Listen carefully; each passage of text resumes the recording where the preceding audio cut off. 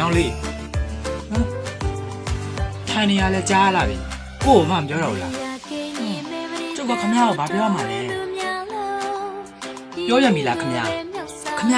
နဲ့ရင်တော့ခေါ်တာထားလိုက်တော့အခုကရီးစားဖြစ်နေပြီခမရလည်းမခေါ်နဲ့တော့အဲ့ဆိုကျုပ်ကဘယ်လိုခေါ်မှလဲကိုလို့ခေါ်ဟာမခေါ်ချင်ပါဘူးဟာမရအောင်တော့ကိုလို့ခေါ်မှလဲခေါ်မခေါ်ချင်ဘူးအဲ့ဆိုလေရရလေမင်းမခေါ်ချင်ရင်နေငါတခြားသူကိုလိုက်ပြီးကိုလည်းခေါ်ခိုင်းတော့မယ်ဟာမခေါ်ရပါဘူးမခေါ်ခိုင်းနဲ့အဲ့ဆိုတော့ခေါ်လေကွာနော်လေးနော်ကိုဟာ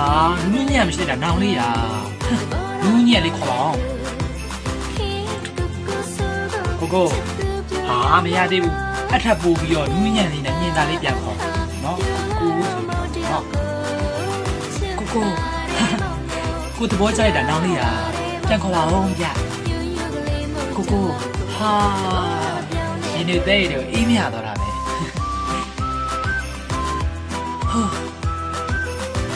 ဒီတွန်းပန်းလေးကိုပတ်ဆိုင်ရလိမ့်မယ်လို့ကိုတွေးတာမတွေးထားမိဘူးဘယ်တွန်းပန်းလဲကိုဘယ်သူ့ကိုပြောရလဲဘယ်သူမှလဲ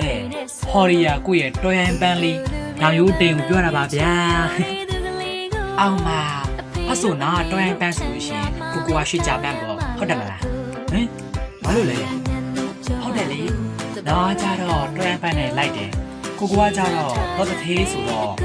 တခြားပန်းနဲ့လိုက်မှာမဟုတ်ဘူးတဲ့ကိုရှိကြပန်းနဲ့ပဲလိုက်မှာအဲကြောင့်ကိုရှိကြပန်းလို့ပြောတယ်